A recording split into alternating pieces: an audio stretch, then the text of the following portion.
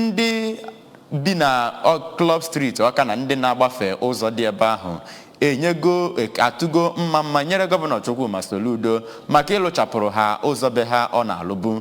Ha kwuputere ka ọ dị ha n'obi mgbe onye ntakọ ABS n'afọ maka ọlụ bụ Ngozi Obilerije nyocha ka ọlụ ụzọ anwasị wee na-aga. N'ụlọ akụkọ ya n'uju.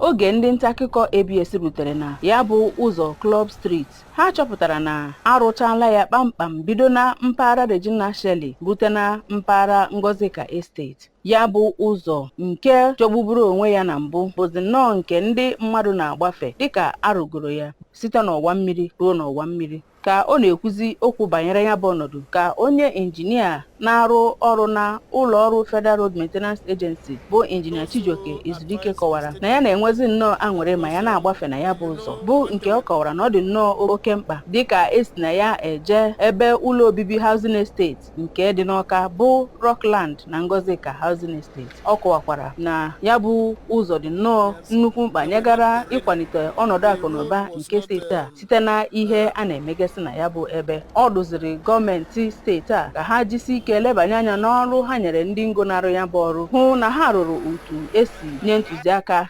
n'akwụkwọ ma kọwakwa mkpa ọ dị na ewere akụrụngwa akpọrọ boulders tinye n'ebe kwesịrị na a ga-etinye ya kama a ga-etinye stone base ka ya bụ ụzọ wee tọọ atọ. N'okwu nke ha dịgasị iche iche ka ụfọdụ ndị na-anya keke bụ Maazị Sunday Aja na Maazị Matthew Nsude toro gọvanọ Soludo maka ezi ọrụ ọ na-arụ na Anambra steeti site na inye ha ezi ụzọ mara mma na ụzọ ndị ọzọ ha si erite erere n'ọchịchị na ugbu a. Dịka ha si kọwaa na gọvanọ Soludo bụ onye ha na-enye nkwado pụrụ iche. Ugbu a ha na-ahụ erere dị na ịtụ ụtụ isi ha na-atụ.